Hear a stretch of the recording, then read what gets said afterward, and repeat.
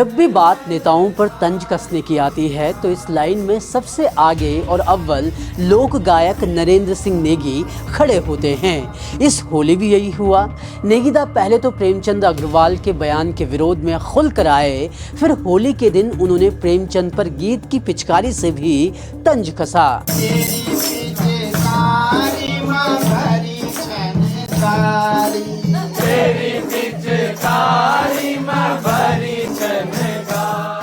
लेकिन ऐसा नहीं है कि सिर्फ नेगीदा ने ही प्रेमचंद पर गीत से हमला बोला हो। नेगीदा के अलावा कई और गायक हैं जो इस विवाद पर गीत बना रहे हैं। भागीरथी स्टूडियो नाम के YouTube चैनल से ये कुछ गीत पेश किए गए हैं। लाला पीरे मुलाला की करोना होनी की पुडू ख्याल पिछने पड़ी बीर जुमाया राखी रे लाला पुडू ख्याल पिछने पड़ी बीर जुमाया उत्तराखंडियों गाली देनी पहाड़ियों तय गाली देनी उत्तराखंडियों गाली देनी पहाड़ियों तय गाली देनी अब देख क्या भेनी हाल पिछने पड़ी बीर जुमाया। गोंगुठियार चैनल पर भी एक ऐसा ही गीत आया है। 2025 देहरादून सदन मतल गाली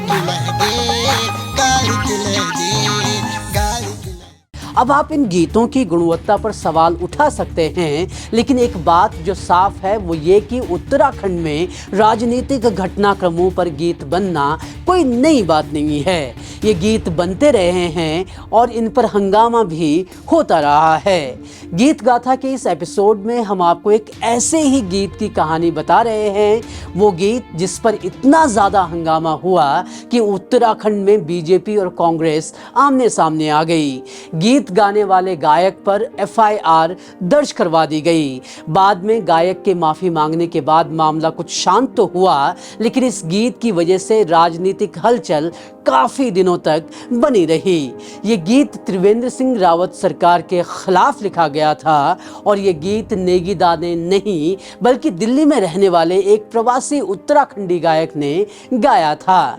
इस गीत ने जहां त्रिवेंद्र सिंह सरकार पर हमला बोला था, तो वहीं इस गीत के जवाब में भी एक गीत आया जिसने तब के बीजेपी प्रशासन की तारीफ की थी।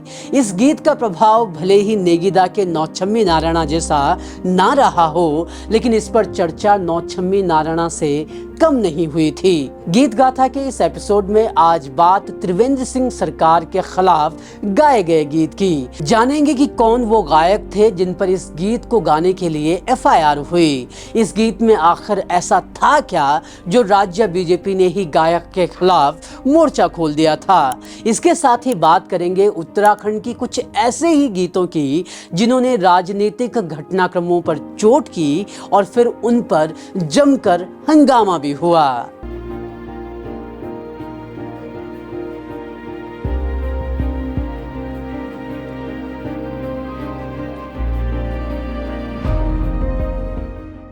उनतीस अगस्त 2018 भुवनेश्वरी प्रोडक्शन YouTube चैनल पर एक गाना पब्लिश होता है, उत्तराखंडी जागी जावा।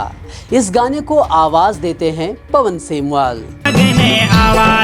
बेटी बारी लुटानी छन मावासी लगी छन धार रे बेटी बारी लुटानी छन मावासी लगी छन धार रे सोनिंद से युचे जापो बड़ सोनिंद से ही सरकार रे सोनिंद से युचे जापो बड़ सोनिंद से ही सरकार रे। ये गाना आया ही था कि इसने उत्तराखंड की राजनीति में भूचाल ला दिया। YouTube पर पब्लिश होने के कुछ दिन के भीतर ही ये सियासी गलियारों में खूब सुना जाने लगा और इस पर चर्चा भी तेज हो गई। ये वो वक्त था जब तत्कालीन मुख्यमंत्री त्रिवेंद्र सिंह रावत के लिए स्थितियां अच्छी नहीं थी। बुजुर्ग शिक्षिका को जनता दरबार में डांटने का मुद्दा शांत भी नहीं हुआ था कि उत्तरकाशी में दुष्कर्म की घटना ने उनके लिए और मुश्किलें खड़ी खड़ी कर दी। त्रिवेंद्र सिंह रावत की नीतियों पर सवाल उठने लगे थे। विपक्ष लगातार हमलावर हो चुका था और इस गीत ने विपक्ष को हमले का एक और हथियार दे दिया था। इस गीत के वीडियो में त्रिवेंद्र सिंह रावत की फोटो दिखाई गई थी। वैसे तो इस गीत को आप आज भी YouTube पर जाकर सुन सकते हैं, हालांकि इसमें कुछ लाइनें अब हटा दी गई हैं। इस गीत में उत्तराखंडियों का आह्वान करते हुए कहा गया था कि राज्य में बेटी बहुएं सुरक्षित नहीं हैं तो सभी को आगे आना होगा। सरकार पर तंज कसते हुए कहा गया कि सरकार नींद में है और वो कुछ देख नहीं पा रही। गाने में वो झांपू बड़ा शब्द का इस्तेमाल करते हैं। सोनिंद से उठे झांपू बड़ा सोनिंद से ही सरकार रे, सोनिंद से उठे झांपू बड़ा सोनिंद से ही सरकार रे।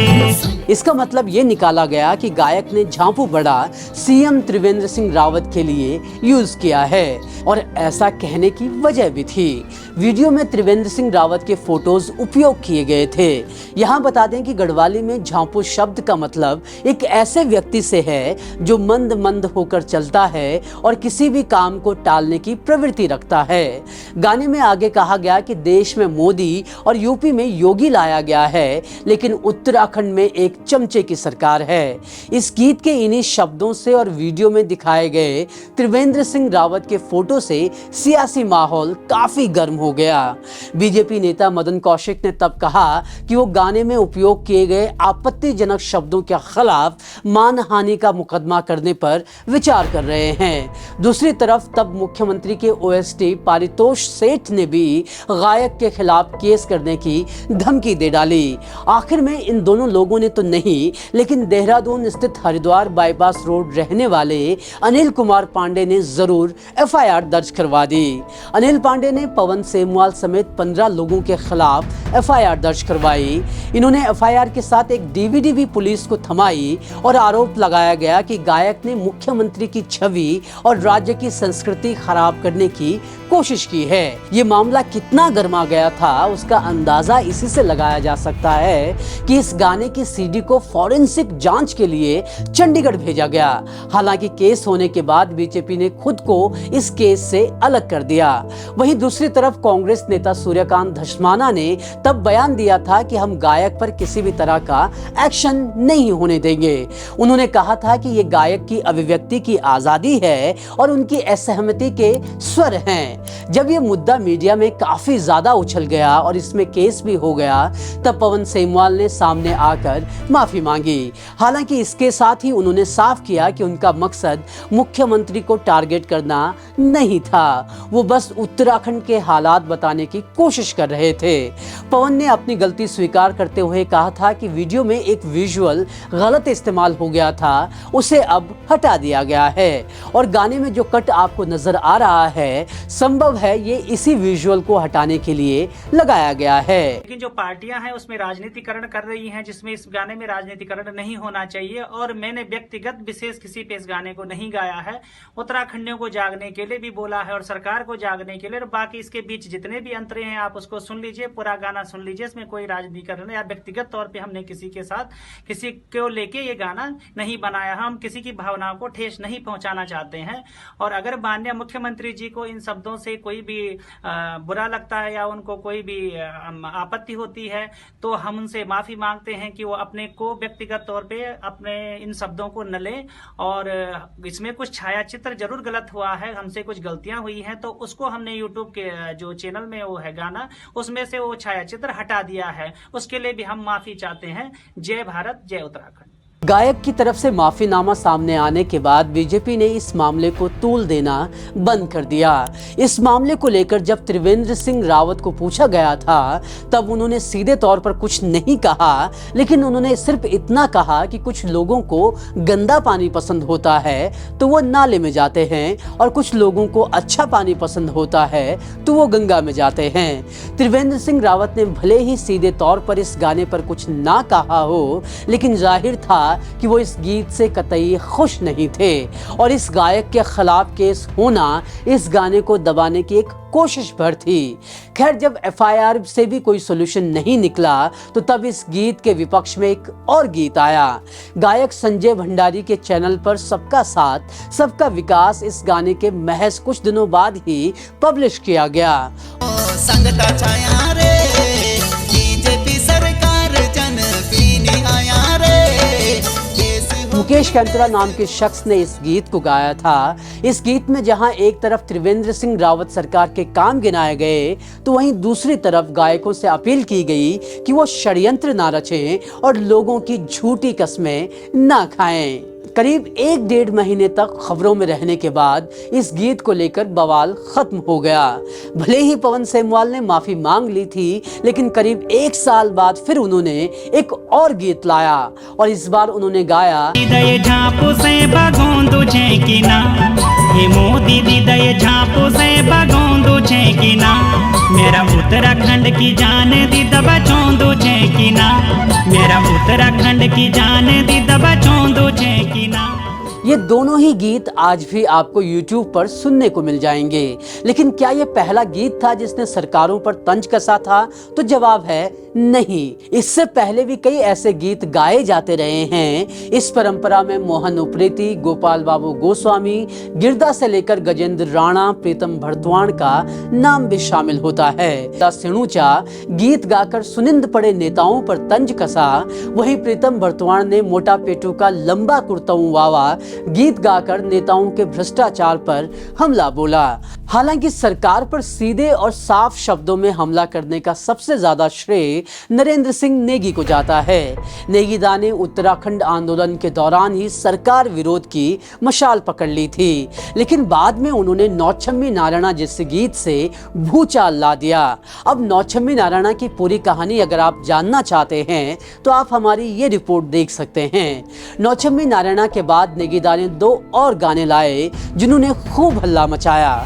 इसमें 2016 में आए उनके 2 गीत भी शामिल हैं। एक अब कथगा खेलो और दूसरा माछू पानी पेंदु नी दिखे।